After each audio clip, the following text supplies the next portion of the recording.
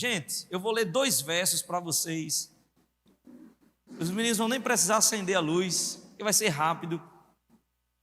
E eu espero, você que gosta de anotar, já guarda esses 2 versos. São textos que têm falado muito comigo. Eu, sinceramente, assim, eu estou preso nesse texto, preso. Passei praticamente a semana toda lendo e relendo. Claro que não só esse que eu vou falar para você, mas esse livro, esse personagem que eu vou falar para vocês hoje, começar, talvez eu fale mais dele em outros momentos, eu não sei se quarta que vem, mas eu confesso que eu estou preso. Tanto é que alguns compromissos que eu vou ter que cumprir esse mês de abril, ora por mim aí, gente, ora por mim, que Deus tem dado algumas responsabilidades. Essas responsabilidades que Deus tem dado é por conta de vocês, é o que Deus tem feito no meio de vocês. Então, assim, essas 2 semanas de abril que restam agora, essa semana que vai começar e a próxima semana, quando você for orar, lembre do seu pastor, ora por ele. Ora, porque vai ser mas bem apertado, de muito trabalho, tanto aqui como fora daqui. Então, lembra de orar, porque para onde eu for, eu vou levando vocês comigo. E vai ser bênção demais também poder abençoar alguns lugares. Mas ora, porque vai ser bem cansativo, vai ser bem puxado para a gente. Ontem passei 2 dias com as meninas, né? Com Juju, com Maria, com Luciana, para dedicar esse tempo a elas, porque provavelmente eu vou passar aí, no mínimo, eu acho que uns 12 dias, 15 dias sem ter contato com as minhas filhas. Então vai ser bem puxado mesmo. Mas ora porque a gente vai servir ao Senhor em alguns lugares. E aqui também, se preocupe não, que é indo e voltando, né? Indo e voltando, mas está aqui, servindo o Senhor com toda alegria e pedindo a Deus renovo e força, tá bom? Esdras, capítulo 7, versículo 27. Livro de Esdras, Antigo Testamento, é um livro histórico, e eu espero que você possa não só compreender, mas que você possa, abraçar essa palavra, que é uma palavra muito especial. Esdras, capítulo 7, verso 27, a palavra do Senhor diz assim: Bendito seja o Senhor, o Deus de nossos antepassados, que pôs no coração do rei o propósito de honrar desta maneira o templo do Senhor em Jerusalém, e que por sua bondade levou o rei, os seus conselheiros e todos os seus altos oficiais. Presta atenção, irmão. Muita atenção no que você vai ler agora, porque faz parte do que a gente vai falar hoje à noite.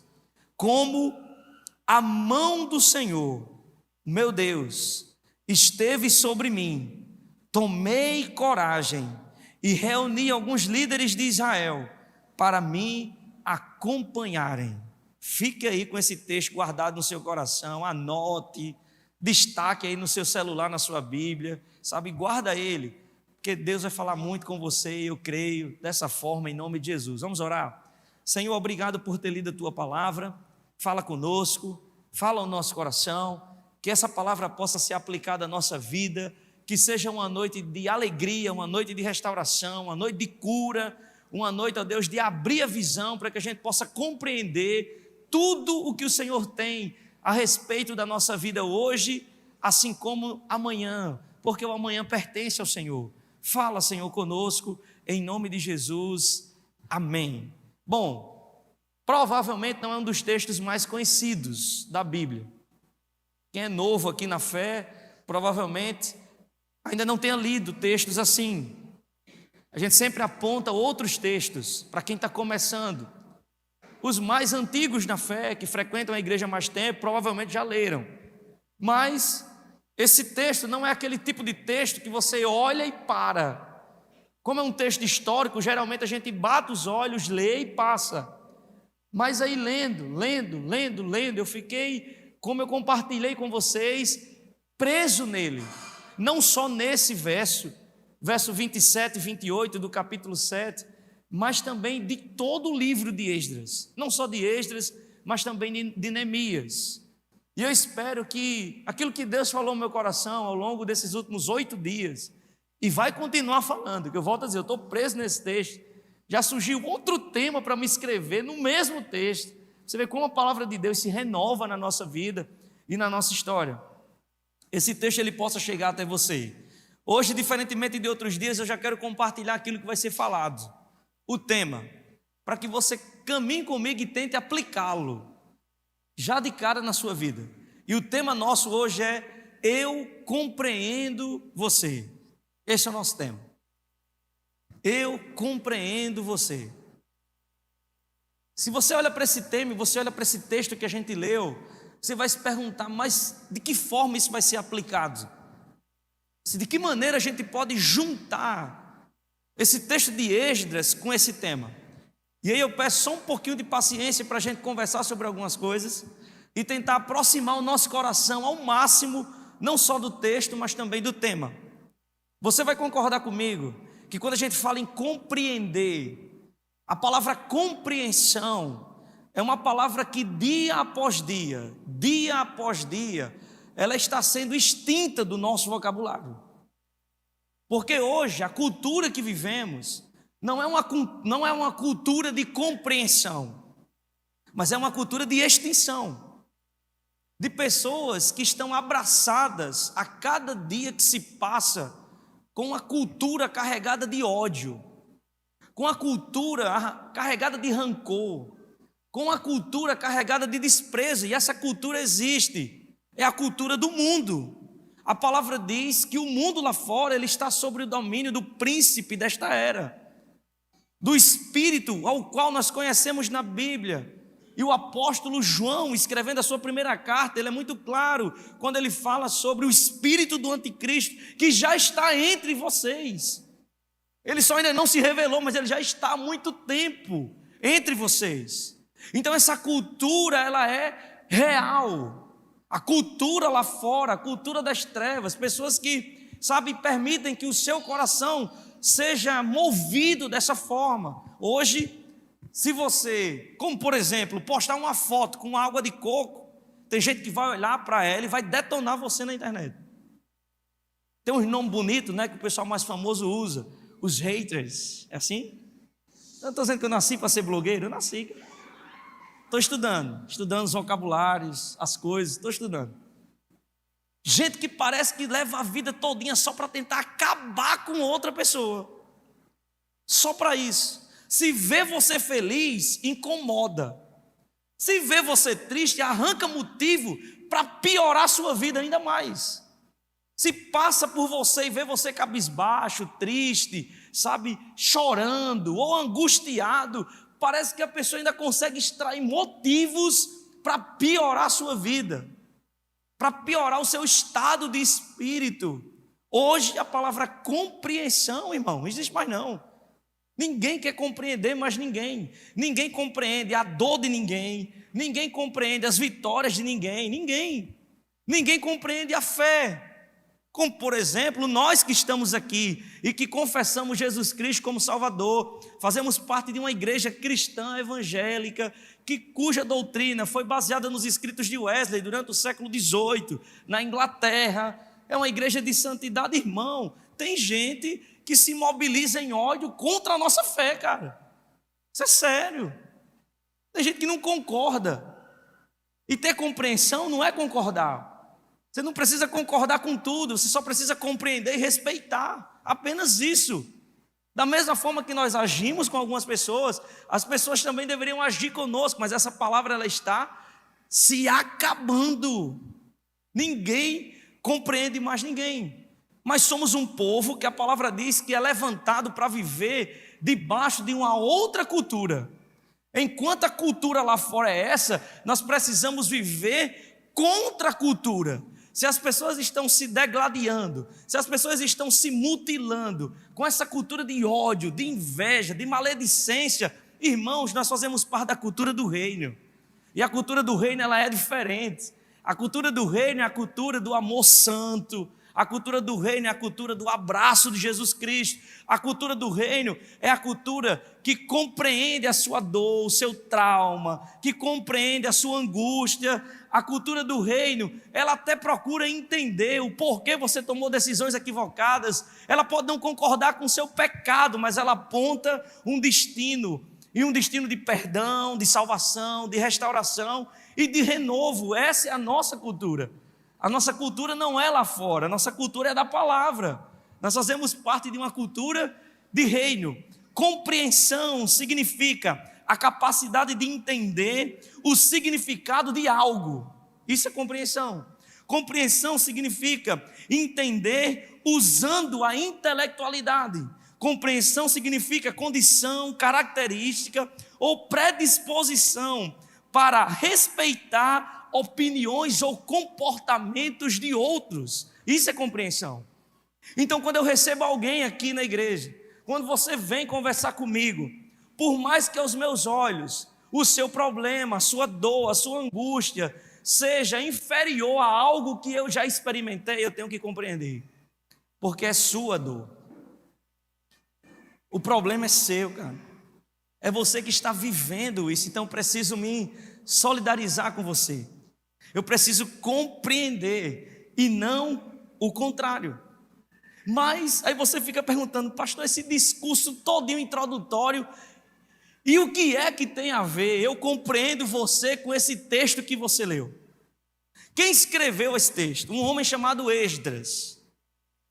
Quem foi Esdras? A gente poderia caminhar por história, a gente poderia comentar sobre ele, sobre aquilo que falaram sobre ele, mas vamos para a Bíblia, porque eu acho que na Bíblia a gente consegue ter uma visualização de quem de fato esse homem era. Então Esdras capítulo 7, versículo 6, vai dizer quem esse homem era. O personagem de hoje. Esdras diz assim, o texto bíblico, este é Esdras, ele veio da Babilônia, ele era um escriba que conhecia muito a lei de Moisés, dada pelo Senhor, o Deus de Israel. O rei lhe concedera tudo o que ele tinha pedido, pois a mão do Senhor, o seu Deus, estava sobre ele. Quem era Esdras? Esdras era um homem que veio da Babilônia. Esdras era um homem que era um escriba, um homem dedicado a estudar a palavra do Senhor, a Bíblia da sua época, a lei de Moisés. E Esdras era um homem que caiu na graça de Deus, do rei, e a palavra diz que a mão do Senhor estava sobre ele. Esse é Esdras. Mas pastor, e o que é um escriba? A profissão dele. Escriba, se nós formos analisar a palavra ao pé da letra, significa que Esdras era um mestre da lei.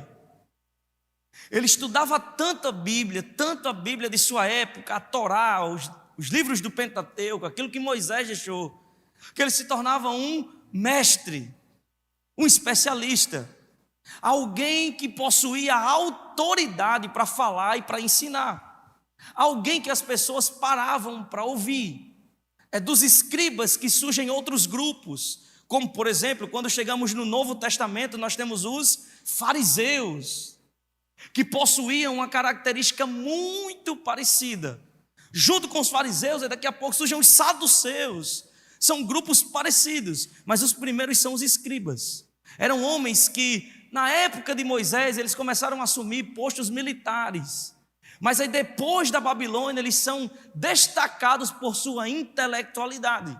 Então a gente está falando de um homem que era muito capaz, muito inteligente, muito sábio, e a mão de Deus estava sobre ele, só isso. Esse é o nosso personagem de hoje.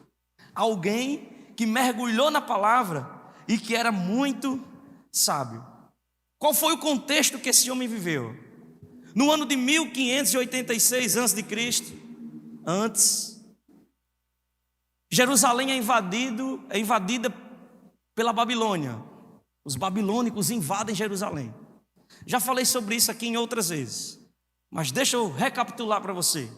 Nosso irmão Jeremias profetizou que isso ia acontecer. Ninguém deu ouvido a ele, mas aconteceu.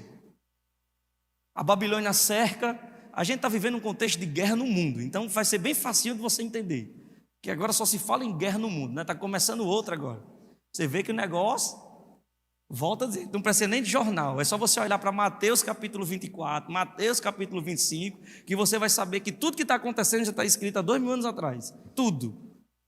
A nossa geração é a geração que está vendo os sinais com os próprios olhos. A gente tem nem desculpa para dar, que é só ler a Bíblia e olhar para o que está acontecendo. Lê, olha para o que está acontecendo, pronto. Você é crente e tem temor ao Senhor, você não precisa de Jornal Nacional, de Record, de nada. É só você ler a Bíblia e dizer, meu Deus, o que Jesus falou há 2000 anos atrás não é que está acontecendo? Do mesmo jeito, da mesma forma, isso é incrível. Mas não é incrível, porque Deus falou. Jesus Cristo falou que iria acontecer esse cenário todo. Agora imagine um cenário de guerra. O povo babilônico cerca o povo de Israel, invadem Jerusalém, destroem tudo, casa, o templo, destroem tudo, mata muita gente porque é guerra, e os que sobreviveram e eram mais novos, eles levam presos para lá, para a Babilônia. Entre esses está Daniel, aí você precisa ler o livro de Daniel. Sadraque, Mesaque, Abednego, profetas estavam envolvidos. Muita gente sofreu. Passa-se o tempo de cativeiro. 70 anos o povo aí, debaixo de pé, trabalhando para os outros. Presos. Jerusalém lá, destruída. Só na fumaça, meu amigo. Acabou tudo. E o povo fazendo a Babilônia prosperar. Aí surge do nada um outro povo, chamado Persas. História. Governado por um rei chamado Ciro. O que é que eles fazem? Atacam a Babilônia. E toma e briga, e briga, e briga. Não é que os persas ganham a batalha? E aí eles assumem o controle do reinado. Não tem mais Babilônia. Agora são os medo-persas que assumem tudo. A primeira coisa, um ano depois, que o rei Ciro faz é escrever um decreto. O povo hebreu que morava em Jerusalém, quem quiser voltar para lá, para reconstruir a sua cidade, o que foi destruído está autorizado. Está aqui, ó, assinado por mim, sou o rei. E mais, eu ainda vou ajudar vocês com ouro, com prata, com madeira, com animais, tudo que vocês quiserem, vocês terão. O povo se anima. Um homem chamado Zorobabel se levanta e diz, eu vou. E junto com Zorobabel, cerca de 50 mil hebreus decidem caminhar com ele. Diga isso, não era gente presa. E eles vão, chegam em Jerusalém e encontram o pior cenário. Tudo destruído, gente, para reconstruir do zero. Eles começam a construção, um bando de... Deixa eu melhorar a palavra, né? Eu ia falar besteira. Aquele povo que não tem o que fazer. Você conhece alguém que não tem o que fazer? Todo mundo tem um amigo que não tem o que fazer. Tem? Ou toda rua tem um vizinho que não tem o que fazer. Não tem esse povo que não tem o que fazer? Não tem. Então, como ele não tem o que fazer, o cão arranja alguma coisa para ele fazer. Sabia disso, gente? Quem não tem o que fazer, o cão arranja. Sabe, coisa para ele fazer, dar conta da vida dos outros. Sabe, levantar falso, fofoca. Porque fofoqueiro ele sonha, parece que ele sonha. Ele olha para você assim, imagina. Aí sai dizendo um monte de coisa. Zorobabel está lá, gente, trabalhando, o bichinho. Levantando a casinha, levantando o templo do Senhor. Aí só gente que não tinha o que fazer olhou e disse, aí, voltaram. E estão reconstruindo tudo de novo. Não, vamos lá no rei. Se esse povo construir tudo de novo, eles vão se rebelar, meu amigo. Eles vão querer tomar o reinado para eles. Foi o que eles fizeram? Foram fofocar para o rei Ciro. Fofoqueiro. Olhe para a pessoa que está desse lado e diga, ei, meu Deus, será que você é um fofoqueiro? Ah, pensou? Aí, olhe só, gente. Em nome de Jesus, se você é, você vai deixar de ser hoje. Quando os fofoqueiros chegaram para conversar com o rei, rei, olha só, o povo que você liberou, estão reconstruindo tudo. Eles vão ficar fortes e vão tomar o reinado. Esse povo não é de confiança não. Aí o rei foi lá e olhou e disse, quem? Não, foi eu que liberei. Inclusive eu liberei ouro, eu liberei prata, eu liberei madeira, animais, para que esse povo possa voltar e reconstruir suas casas e o templo do Deus dos céus que eles adoram. E a partir de hoje, vocês que vieram aqui, o comboiozinho de fofoqueiro, vocês vão trabalhar para eles de graça. E vão doar o que vocês têm para ele. Olha só, meu Jesus. Jesus, faça isso com os fofoqueiros que falam de mim, Senhor. Manda esse povo vir trabalhar de graça para mim, né, e doar as coisas. Já imaginou, gente? Esse povo volta e aí Zorobabel está lá reconstruindo, e uma agonia, uma dificuldade, e Deus levanta um homem chamado Ageu. Tem um livro na Bíblia chamado Ageu, só não falta achar, mas tem. Aí Ageu escreveu 2 capítulos só, gente, e diz: gente, não construa só a casa de vocês não, que o povo também era difícil, voltou, todo mundo já estava construindo a casa, construindo piscina, construindo jacuzzi, e a igreja nada. Aí Ageu disse: não, está errado, vocês têm que construir primeiro o templo, para a gente adorar o Senhor, depois é as coisas de vocês, vamos construir o templo. Aí sai com aquela frase linda, né, que a gente decorou já, sabe nem onde está na Bíblia, mas a gente sabe que ela existe. Ageu capítulo 2, a glória da segunda casa será maior que a da primeira. A gente precisa reconstruir aqui o templo, ó. A glória do primeiro templo foi uma, mas agora a glória vai ser melhor ainda, dessa segunda casa que a gente vai construir. E aí nessa dificuldade toda, a gente chega em quem? Em Esdras. Deus fala com Esdras: você precisa ir, você vai, eu quero lhe usar lá, você vai levar consigo a palavra, a minha palavra, você vai ensinar o povo a minha lei, você vai ensinar o povo a minha palavra, você vai treinar pessoas, você vai escolher líderes para levar a minha palavra para todas as pessoas que ali estão. E aí Esdras entende o propósito, e ele sai com um segundo grupo para reconstruir a cidade de Jerusalém que tinha sido destruída.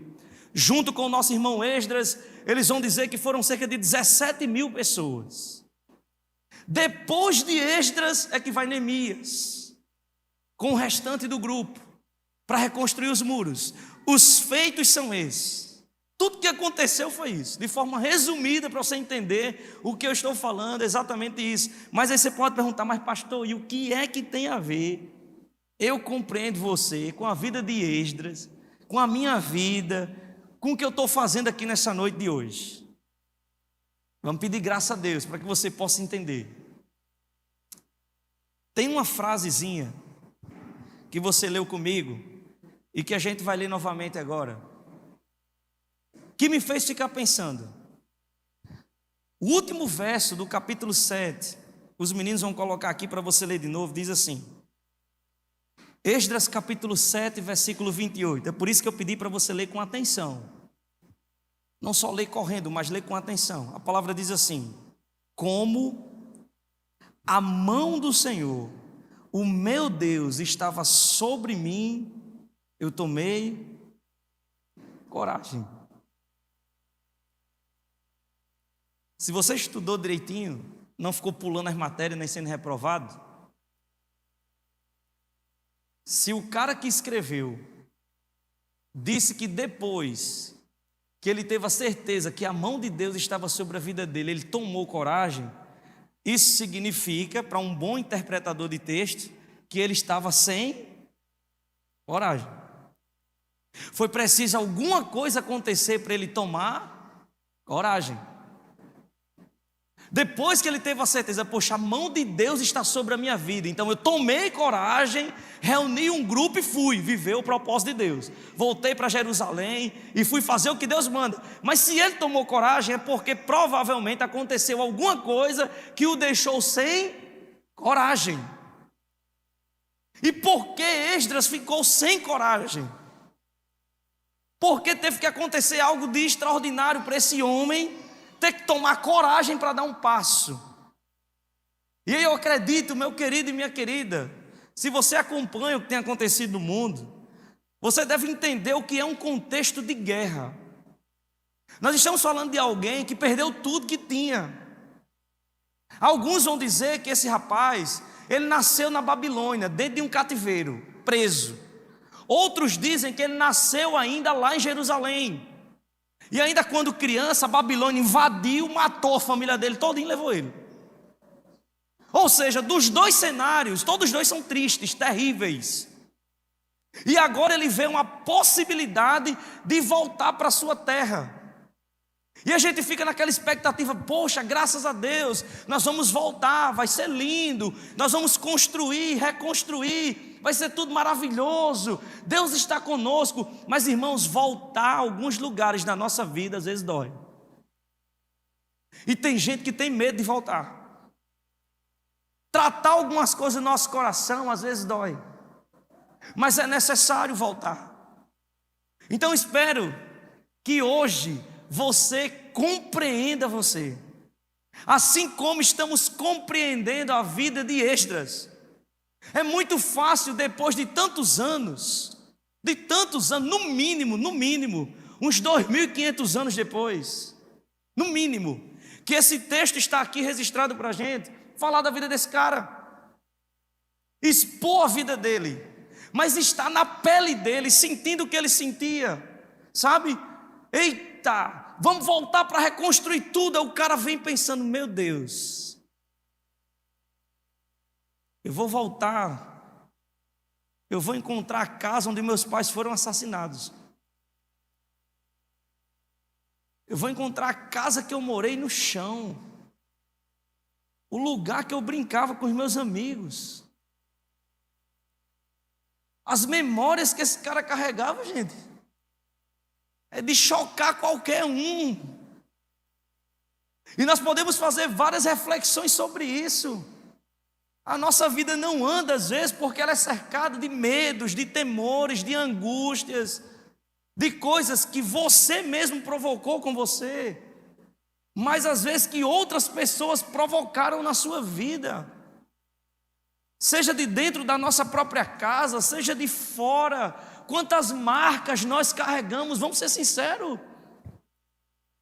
Você vem para o culto, você vem domingo, você vem na quarta, você vai para encontros, você chega aqui, poxa, Deus falou comigo, que louvor maravilhoso. Rapaz, quando a meninazinha cantou Deixa, eu fiquei todo arrepiado, que coisa maravilhosa. A pregação, parece que o Espírito Santo fica cochichando no ouvido do pastor e dizendo a minha vida para ele todo domingo ele diz uma novidade da minha vida. Irmão, não existe coincidência, é Deus falando com você, cara.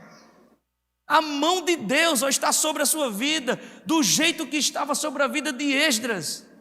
A diferença entre muitos de nós é porque alguns Esdras que estão aqui hoje, já conseguiram entender que a mão de Deus está sobre a sua vida e tomaram coragem para resolver algumas coisas e avançar. E outros Esdras que estão aqui ainda não tomaram coragem, mesmo sabendo que a mão de Deus está sobre a vida dele.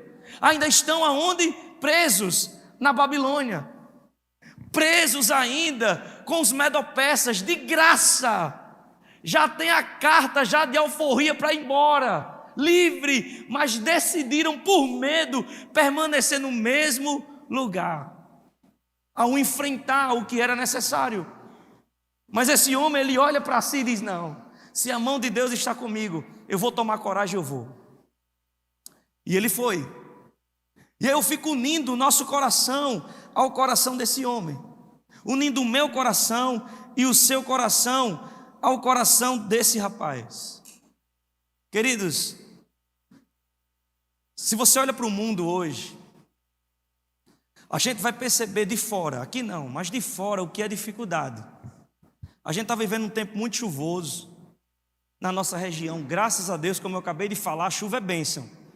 Em toda a Bíblia, quando você vê chuva, é sinal de bênção, de prosperidade na vida do povo. Contudo, nós, seres humanos, decidimos começar a nossa civilização construindo todas as nossas cidades aonde? Ao leito de rios. Isso é história. Por quê? Porque tinha como você plantar, tinha como você colher, tinha como você criar animais. Então todas as cidades foram criadas sobre leitos de rio. E a gente fica triste às vezes quando a gente vê uma cidade vizinha com muita água, o pessoal não tem para onde ir, a gente não fica triste. Aquilo ali já traz tristeza no nosso coração.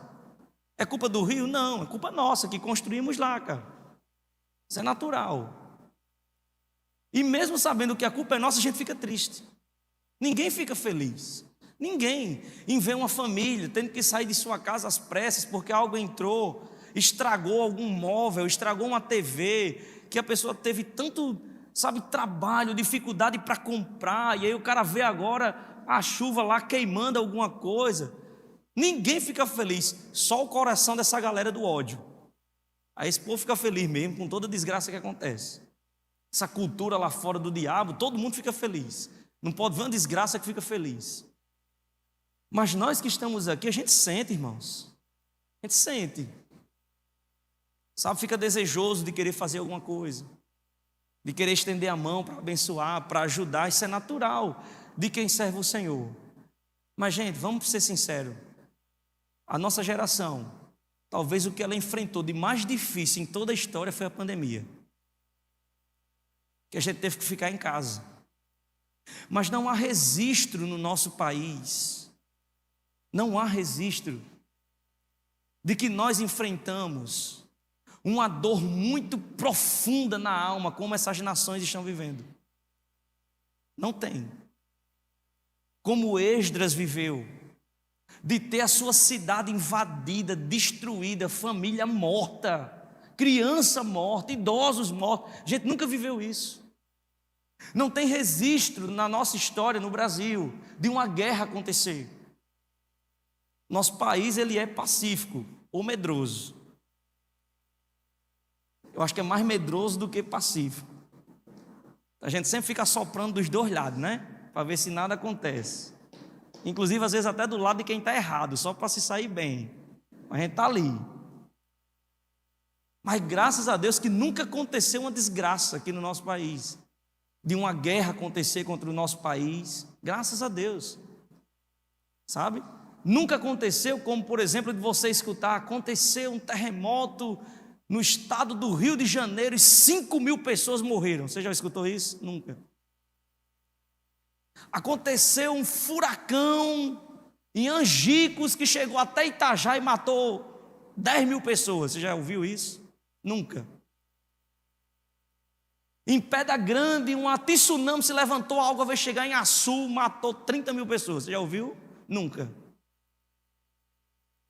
Mas esse povo lá fora sabe o que é dor. Mas a gente olha para o nosso país, que nunca viveu isso, nunca viveu. E aí, pasmem, nós temos uma notícia que foi publicada pelo jornal O Globo, dia 18/3/2024, que diz o que vai aparecer aqui agora. O Brasil ocupa o 4º lugar em ranking de países com pior taxa de saúde mental. Olha o prêmio que a gente ganha. Se você olhar quem está em primeiro, em segundo e em terceiro, é de chorar. Olha aí. Tem algum argentino aqui? Algum colombiano, venezuelano aqui? Algum francês, inglês? Ninguém? Pronto. Então isso significa que vocês tudinho estão aqui, ó. Todo mundo que está aqui, está vendo seus dilemas, as suas dores, as suas batalhas travadas, os seus medos, as suas angústias, sua crise de ansiedade, sua depressão, está aqui, ó. Esse é o país que você mora. Essa matéria foi publicada de 18/3/2024, um dia desse. Quando eu vi ela, eu disse, não é possível que a gente ganhou esse prêmio, 4º lugar. Guardei essa matéria para mim. Nosso povo nunca passou por uma guerra. Gente, vamos ser verdadeiros. Se esse ranking fosse fosse eu que tivesse a possibilidade de escrever o povo que mais sofre no mundo hoje de saúde mental, eu colocaria: primeiro lugar, Ucrânia. Segundo lugar, Palestina. Terceiro, Rússia. Quarto, vamos seguir. Entendeu? África do Sul, que o povo morre de fome lá, uma desgraça maior do mundo. Mas a gente, qual é o problema que a gente tem aqui a não ser corrupção? Nunca teve uma desgraça nesse país. Mas eu e você estamos dentro desse pacote aqui, cara. Só me leva a crer quando eu estava escrevendo essa palavra, que hoje eu acho que eu só vou pregar 30% dela, que foi 8 páginas aqui. E quando eu estava escrevendo, empolgado e lembrando dessa matéria, meu amigo, isso só me leva a crer que, do ponto de vista espiritual, a minha batalha, a sua batalha, e a batalha do nosso povo aqui no Brasil, irmão, contra o diabo é aqui, ó. E pasmem, a gente está perdendo essa guerra para ele. Olha o tanto de suicídio. Tem outra matéria que eu salvei hoje, que saiu no G1, depois eu mostro para vocês. Falando de outro assunto, outra desgraça. Que o Brasil agora está, é modinha, festejando, celebrando, isso, aquilo, outro. Outra desgraça. Mas, irmãos, olha isso. Eu não posso me alegrar com uma informação dessa não, irmãos. O diabo está destruindo a nossa vida pela perspectiva da nossa mente. Enfiando um monte de crise, um monte de depressão, isso vem se arrastando há tempos, e eu e você, a gente está parando no meio do caminho. Sabe, perdendo o sorriso, perdendo a alegria, perdendo a vontade de avançar, perdendo a vontade de viver, perdendo a vontade de empreender, perdendo a vontade de servir ao Senhor na igreja, perdendo a vontade de constituir família, perdendo a vontade, irmão, isso é sério, isso é muito sério. O diabo tem atacado a nossa mente e destruído. É por isso que hoje o tema é: eu compreendo você. Assim como eu compreendo Neemias, eu não estou aqui, Neemias não, desculpe, Esdras. Eu não estou aqui para julgar Esdras e dizer, se fosse Samuel, eu teria ido no primeiro grupo junto com Zorobabel. Eu vou reconstruir a casa dos meus pais, eu vou lá lutar, eu vou trabalhar. Não, fosse eu talvez nem tinha ido. Esdras, ele assume quando ele diz, a mão do Senhor estava sobre mim, por isso eu tomei coragem. Hoje nós que estamos aqui, se temos a certeza de que a mão de Deus está sobre a nossa vida, nós precisamos tomar coragem para resolver isso aqui. Você não está fora disso não, irmão. Você é brasileiro. Você sabia que a Argentina não está aí no meio? Nem primeiro, nem segundo, nem terceiro? Você sabia que a Venezuela não está aí? Que a Bolívia não está aí? Você sabia que o único país da América do Sul que está aqui somos nós? O único? Vizinhos nossos que a gente olha e diz assim, Deus me livre morar naquele país. Talvez se você fosse morar lá, sua depressão fosse curada. Eu acho que o problema está aqui com a gente. Acho que o mal está aqui com a gente. Acho que a maldição que o diabo lançou está aqui, destruindo a nossa cabeça. E nós estamos repassando isso para os nossos filhos, criando uma geração doente. Uma geração que tem medo de tudo. Uma geração que não quer avançar, que não quer conquistar, que por tudo para, que não pode ouvir um não, que não pode nada, absolutamente nada. Uma geração de vidro, que quebra facilmente.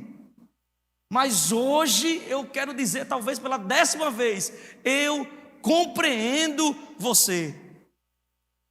Porque provavelmente você já experimentou isso aqui desde 20 anos atrás, desde 30 anos atrás.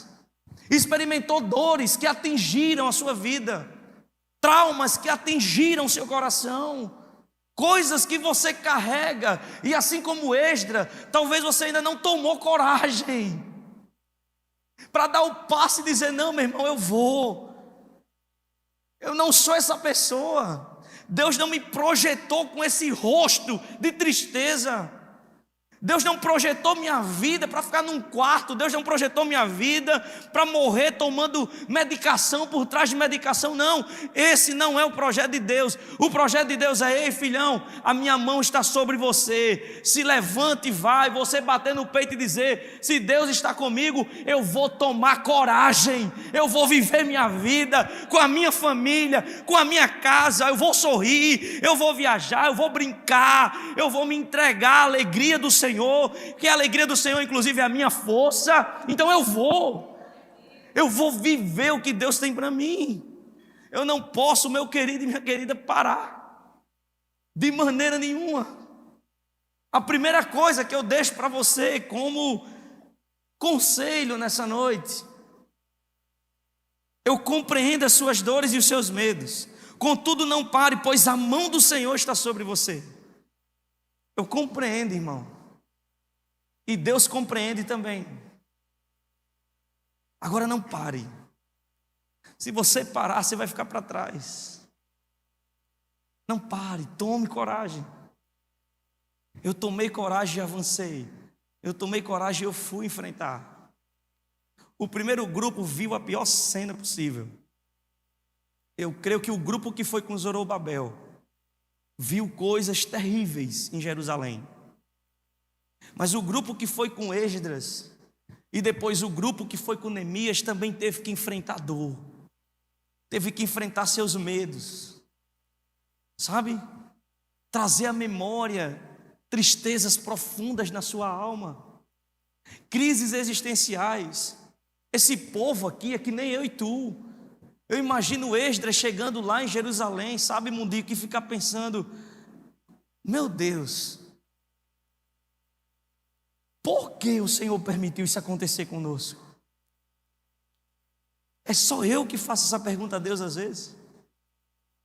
Vamos ser verdadeiros, você nunca fez essa pergunta? Deus, por que eu? Por que o Senhor permitiu? Por que o Senhor levou? Por que o Senhor não colocou a mão? Por que, Deus? Provavelmente Esdras fez essa pergunta, mas diferente de mim e de você, pelo menos ele enfrentou, ele foi. A gente às vezes não tem coragem nem de ir, a gente não tem coragem nem de enfrentar os nossos próprios medos, a gente não tem coragem nem de pedir perdão. Ou o contrário, a gente não tem coragem nem de liberar perdão para alguém. A gente não tem coragem de ir no quarto escuro do nosso coração e permitir que Deus trate a nossa vida, a nossa alma, o nosso espírito.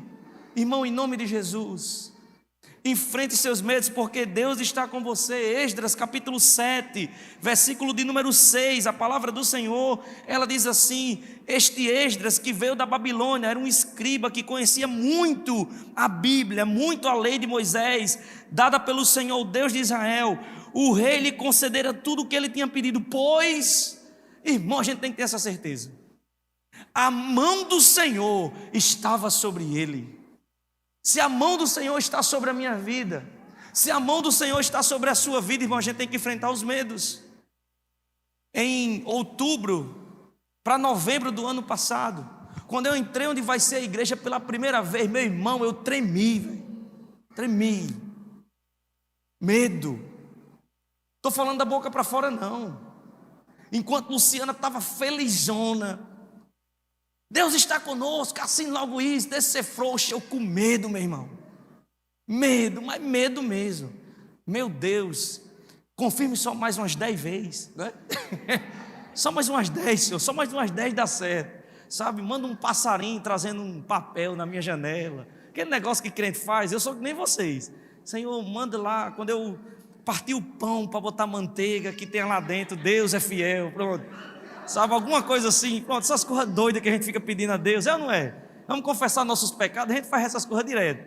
Deus, faça isso, Senhor, que as nuvens no céu fiquem que nem um coração e tal, que quando eu estiver passando a árvore balance, a gente faz essas coisas de vez em quando, pedindo a Deus essas confirmações, medo, mas aí depois a gente foi dando passo para romper o medo, sabe, para avançar, sabe, com o desejo de viver o melhor de Deus para as nossas vidas. A segunda coisa, meu querido e minha querida, eu compreendo você, porque em meio a tantas dificuldades você tem guardado a palavra do Senhor. Continue guardando a palavra do Senhor, sabe, se você está aqui hoje é porque a palavra do Senhor tem sustentado a sua vida. Talvez ainda tenha coisa para resolver, tenha. Talvez ainda tenha frustração para ser arrancada do seu coração, tem. Talvez ainda tenha dores que você precisa se livrar dela, tem, sabe? Mas em nome de Jesus, pelo menos a palavra do Senhor tem permanecido no seu coração. Então deixa a palavra aí, ó. Guarda ela, não permite que o diabo roube a semente. Não seja aquele tipo de pessoa que vem para o domingo, na igreja, sorri, levanta a mão, diz que Deus falou, e no domingo parece, meu irmão, que dá um resetzão na mente e se esqueceu de tudo. Não. Se amanhã acontecer alguma coisa, lembra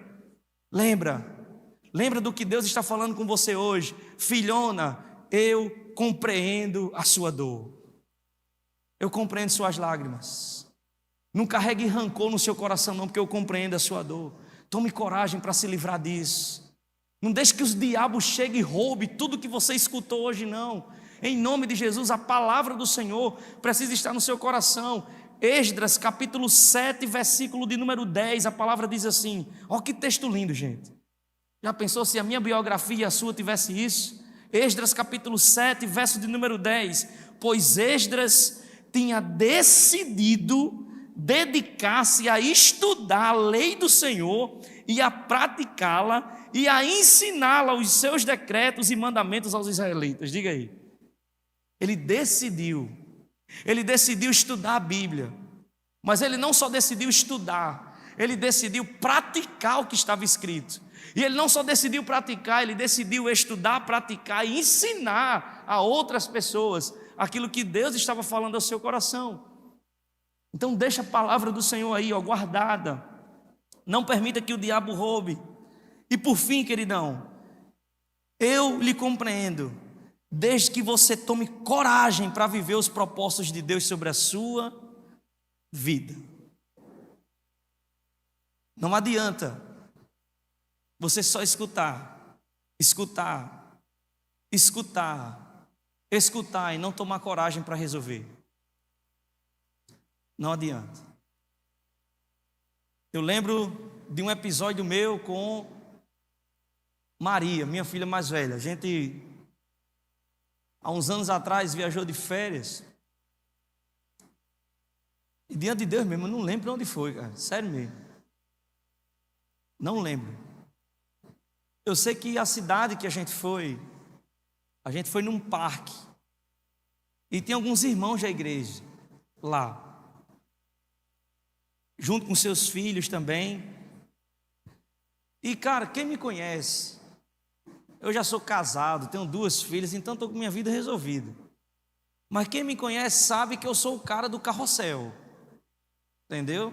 Do carrinho de bate-bate, da motinha. Eu sou aquele cara ali, que fica ali. Nunca fui de brinquedo radical, de subir nos negócios, de descer. Pastor, vamos na barca? Vou nada, meu irmão. Que conversa é essa? A Bíblia diz que a gente não pode pôr Deus à prova. Eu não vou, não. Eu oro por você, irmão, vá lá, Deus lhe abençoe. Que os anjos do Senhor estejam aí com você. Mas eu não sou esse cara, não, velho. Não sou. Tá, vamos pro Beach Park. Eu sou o cara que fica na boia, só ali. Ali, descansando. Vamos descer no Insano. Gente, isso é nome de brinquedo. Insano, olha só. Que conversa, Deus me livre, meu irmão. Deus me guarde, me defenda do negócio daquilo. Então, eu sou o cara que fica ali de boa, só curtindo. Aí, quando a gente vê lá, tem uma montanha-russa nesse parque. Quando eu olho para Maria, bichinha, uns olhinhos brilhando, parecia aqueles meninos do interior, com a mão assim para trás, olhando. E né? A gente é daqui. E daí... eu cheguei perto dela e disse: "Ei, Maria, você está querendo ir aí?" Eu disse: "Vou nada, pai, Deus me livre, a gente morre, né?" Você já sabe quem ela puxou, a mim. Mas eu vi que ela estava querendo ir porque os meninos que foram conosco, todo mundo estava descendo e subindo. A mãe, meu irmão, Luciana é virada. É porque Deus tem um propósito na vida dessa mulher, mas já era para ter partido. Porque, meu irmão, quando ela vê esses brinquedos, quem anda com a gente sabe, é descendo num, subindo no outro e correndo, e não sei o que e tal. E Maria fica comigo, ali comigo. E eu disse: "Minha filha, você quer ir nesse brinquedo, nessa montanha-russa?" Ela disse: "Não, pai, não dá certo não, não sei o que e tal." E eu disse: "Filhona, se você quiser, eu vou com você." "Você vai, pai?" Eu disse: "Vou." Meu irmão, gelado, diante de Deus, e tremendo todinho. A gente entrou no carrinho, quando o cara fechou aqui o negócio, que não tinha mais como sair, meu irmão. E eu não podia sair, porque é questão de honra, só tinha menino dentro. Se eu saio, meu amigo, a galera ia me tirar ali até. Maria pegou no meu braço, meu amigo, apertou. Meu amigo, ninguém sabia quem estava mais gelado, ou eu ou ela, gelada. A bichinha começou a chorar dentro do carrinho. E eu disse: Maria, você está indo com seu pai.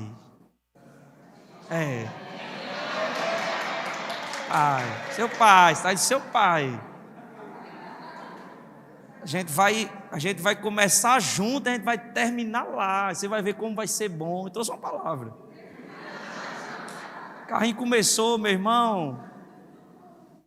Estou vendo aqui de longe que é Albertino ali. Albertino, meu amigo. Só fui fechar os olhos, meu irmão. Orei. Deus, já era. Que o Senhor nos ajude aqui. Segurando a mãozinha dela aqui. Acabou, meu irmão. Só abri os olhos lá embaixo. Quando terminou, eu abri os olhos, ela olhou para mim: pai, deu certo. Pois deu, amém.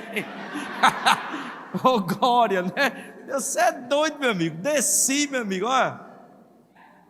Virada, a cabeça, não sabia para onde olhava. Meu Deus, foi o que eu fiz. Além de morrer, matando a minha filha. Luciana feliz, dando os parabéns. Maria, parabéns e tal. E eu, rapaz, como é que pode, né? Mas, queridão, deixa eu tirar uma verdade dessa história para você. Se eu fiz isso com todo o medo do mundo, que eu tenho medo mesmo, irmão. Tenho medo, não tenho vergonha de dizer não. É algo que eu preciso, inclusive, trabalhar na minha vida, porque eu acho que às vezes eu deixo de me divertir quando a gente sai, entende? Então, para você só não ficar rindo, levando para o lado sério, às vezes você vê todos os seus amigos, os amigos da igreja se divertindo, brincando, e você poderia estar usufruindo da mesma coisa e fica se prendendo. Todo mundo sorrindo, todo mundo aproveitando, e você parado, feito uma estátua, com Deus me livre. Então, assim, é algo que eu preciso trabalhar em mim, isso. Mas se mesmo assim, assumindo publicamente que eu sou essa pessoa, eu dei um passo, eu tomei coragem para acompanhar uma filha minha dentro de uma montanha-russa, queridão e queridona, eu termino dizendo isso a você. Nas montanhas-russas da vida, o seu pai, que é Deus, está com você. Não tenha medo não, porque Ele nunca vai lhe deixar. Ele nunca vai lhe abandonar. Ele sempre estará com você. E eu volto a dizer, Ele compreende a sua dor. Ele sabe o que fizeram com você, o que você carrega no seu coração, as marcas, os traumas, os dilemas, aquilo que impede você de sorrir mais, de sonhar mais, de se divertir mais, de mostrar uma versão que você ainda não mostrou para as pessoas, para a sua família, sabe? Não estou dizendo que você precisa mudar quem de fato você é, porque Deus criou você único, mas às vezes o medo, ele traz bloqueio, ele traz impossibilidades, sabe? As frustrações marcam a vida da gente de uma forma, às vezes, que a gente não consegue se livrar. A gente vive alguns momentos bons, relances, mas se você for verdadeiro hoje, como eu estou sendo com você, contando um pouco da minha vida, você sabe que quando esses relances vão embora, a nossa vida continua travada do mesmo jeito. No Brasil a gente vive essa luta, a gente não tem guerra armada, mas parece que a nossa guerra espiritual é na nossa mente. Quando a gente olha um adolescente tirando a sua própria vida, quando a gente aconselha aqui na igreja tantas pessoas que vêm conversar comigo, com depressão, com crise de ansiedade, e a gente ora, traz uma orientação, mas o meu conselho, ele é bíblico, ele é espiritual. E quando eu percebo que aquela pessoa tem esses sinais, eu já encaminho para alguém. Eu disse: tu precisa de um psicólogo, você precisa de alguém especializado. A minha área é espiritual, mas tem feridas na sua alma que precisam ser tratadas. É seu psicólogo cuidando de você, e eu desse lado aqui orando, intercedendo ao Senhor pela sua alma, pelo seu coração, pela sua vida. A gente carrega essa marca nas nossas costas, mas hoje é uma boa oportunidade que você tem de tomar coragem.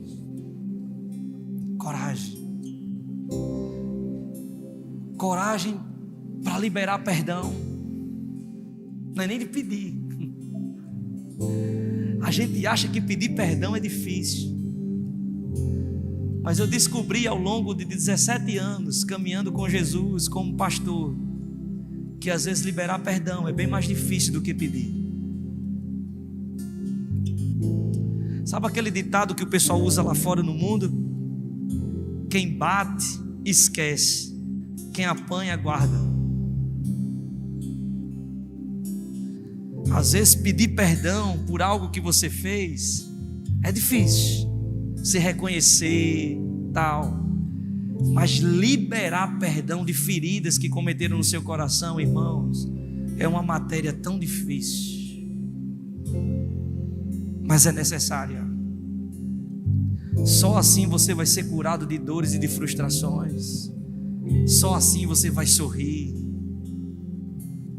Só assim você vai viver sua vida, os propósitos de Deus. Só assim você vai ter a coragem que Esdras teve de voltar. De voltar para o lugar de dor, de voltar para o lugar de destruição e dizer: eu vou reconstruir, porque a mão do Senhor está sobre a minha vida. Eu estou preso nesse texto, irmãos, apaixonado por esse livro. Os homens da igreja, leiam esse livro essa semana. Leia, você não vai se arrepender não. Agora leia com calma, não leia apressado não, sabe? Separe o tempo do seu dia, antes de você dormir ou quando você acorda, aquele tempo de sossego, que seus filhos ainda estão dormindo.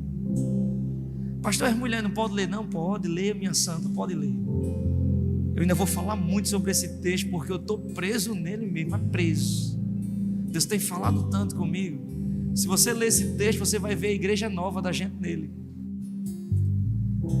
Vai aparecer recurso de tanto lugar, mas a gente precisa ter coragem.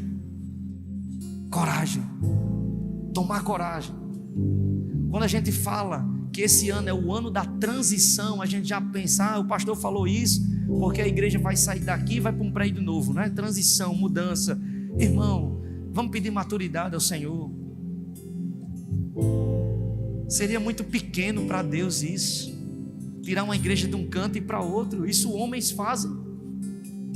Se a gente pegar aqui um grupo de homens dessa cidade, capazes, intelectuais, empreendedores, eles me ajudam rapidinho a conseguir esse valor que a gente precisa. Homens fazem isso com a sua inteligência e capacidade.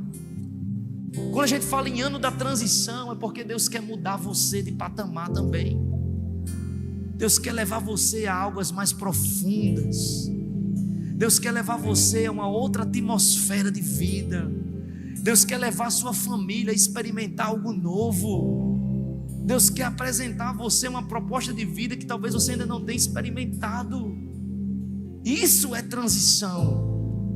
Não é só de um lugar para o outro geograficamente, mas é aqui, ó, no coração. Então deixa que Jesus possa tratar a sua vida. Mas lembre-se, eu vou insistir nisso. Se a palavra do Senhor tem chegado ao seu coração e você sabe que a mão de Deus está sobre a sua vida, chegou a hora de você tomar coragem. Coragem. Mas coragem para resolver, eu não sei o que, mas tome coragem. Eu já precisei tomar coragem na minha vida, não só com a minha filha, com Maria Eduarda, para resolver algumas coisas com Luciana. Já precisei tomar coragem para vir para a Sul, deixar lá. A gente tinha acabado, tá? Não é, Luciana? Minha filha, a gente tinha acabado de receber o nosso apartamento, gente. Tão sonhado. Mobiliou o apartamento todinho, comprei os móveis, tudo projetado, dividido em 48 meses. Cheguei em Açu pagando os móveis. Apartamento bem bonitinho, levei os amigos, levei o pastor lá, jantou com a gente. Aí daqui a pouco, com tudo montado, já pensou como Deus é? Eu quero que vocês vão para outra cidade.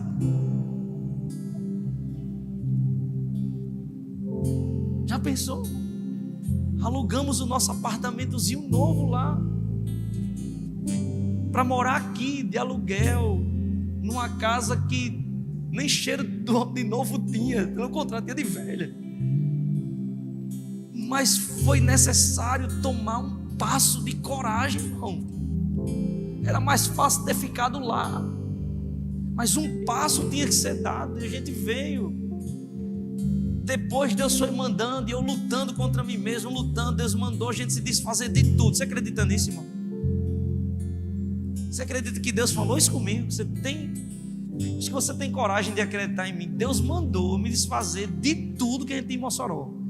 Eita, o pastor é rico, tem uma ruma de coisa. Não, só tem um apartamento. A gente vendeu o apartamento. Aí eu, com o coração incrédulo, apareceu uma oportunidade. Eu disse: não, vou comprar um terreno lá em Mossoró. Aí comprei um terreno em Mossoró. E aquele negócio travado. Você não vai mais voltar para lá. O que você quer construindo coisa lá? Deus falando comigo, falando. O que é que você quer? Aí daqui a pouco uma porta se fecha, outra se fecha, outra se fecha. Foi o que eu fiz? Vendi o terreno lá em Mossoró. Aí paguei conta, isso, aquilo, outro, carro e não sei o que e tal. Sobrou um pouquinho de dinheiro. Eu disse: meu Deus, com esse dinheirinho que sobrou, o que eu vou fazer? Se eu ficar com esse dinheirinho, pouco mesmo, gente, pouco. Se eu ficar com esse dinheiro aqui, a gente vai gastar rápido. E agora, literalmente, a gente não tem mais nada. Nada, não tem casa, não tem apartamento, não tem terreno, não tem nada. Eu disse: Deus, me dê pelo menos um terreno em Açu. E aí Deus nos deu. Nem os meninos acreditam. O menino mais perto que eu compartilhei, Roberto, os meninos que moram ali em cima, fui lá, procurei. Quanto é esse terreno? O cara disse: é tanto. Eu disse: ixi, rapaz, não tenho não. O dinheiro que eu tenho é esse. Só tenho esse valor. E o cara: não, vou falar com o dono, ele está morando em São Paulo, não sei o quê.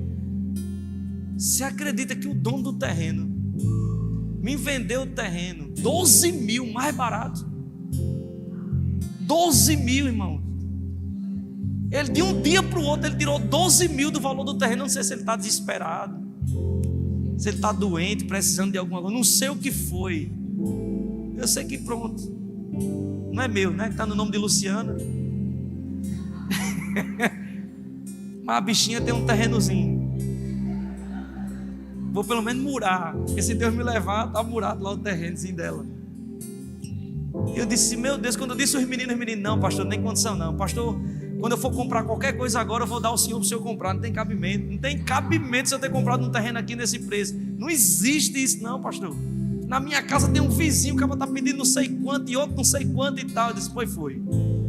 Está aqui, ó. Deus me deu.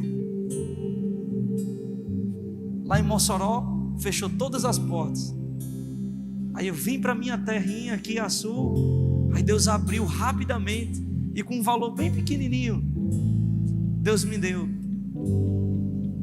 É necessário tomar coragem para ver os milagres do Senhor, para ver o agir de Deus, para ver o tratar de Deus. Mas hoje, pela última vez, Deus compreende você. Deus compreende tudo o que você passou, mas Ele não deseja que você permaneça como você está. Fique de pé. Vamos terminar louvando ao Senhor. Fica de pé aí. Fecha os teus olhinhos bonitos. Fecha aí seus olhinhos. Bom, eu não sei em que área da sua vida você precisa tomar coragem, mas você sabe. Então, se você sabe, você tem uma boa oportunidade de tomar coragem hoje e apresentar pelo menos a Deus, e reconhecer pela primeira vez diante de Deus e dizer: Deus, eu preciso tomar coragem. Senhor, eu preciso me livrar disso. Senhor, eu não quero fazer parte daquele ranking que o pastor mostrou, daquela notícia, não. Não. Pastor, se isso vem da minha família, dos meus bisavós, avós, mãe, pai, Senhor, parou em mim. Parou em mim. Eu não quero repassar para os meus filhos maldição, não. Eu não quero que os meus filhos sejam doentes, porque a bisavó foi, a mãe foi, a tia foi, eu sou. Não. Os meus filhos não vão ser depressivos, os meus filhos não vão ter crise, Os meus filhos não vão crescer presos a medos existenciais. Não. Eles vão crescer para viver o propósito de Deus, porque eu tomei coragem por saber que o Senhor está comigo, e vou tratar o meu coração, a minha alma, vou buscar mais o Senhor, vou ler mais, vou liberar perdão, vou agir para pedir ao Senhor que trate as feridas do meu coração. Deus compreende você, meu filho e minha filha. Você veio para o lugar certo nessa noite.